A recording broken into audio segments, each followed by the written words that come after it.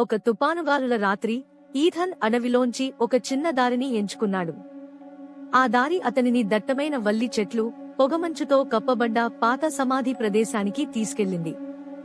సమాధి రాళ్లు విరిగి, పేర్లు చెరిగిపోయి, శతాబ్దాలుగా ఎవరూ రాని విధంగా కనిపించాయి. అయితే మధ్యలో ఉన్న ఒక సమాధిపై తాజా పూలు ఉంచబడ్డాయి.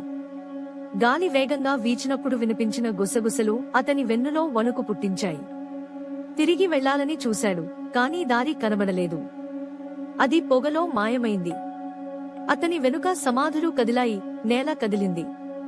లోపల నుంచి ఏదో బయటికి రావాలని తవ్వుకుంటున్నట్లు. పగిలిన ఒక సమాధి రాయిపై ఉన్న పేరు అతనిదే.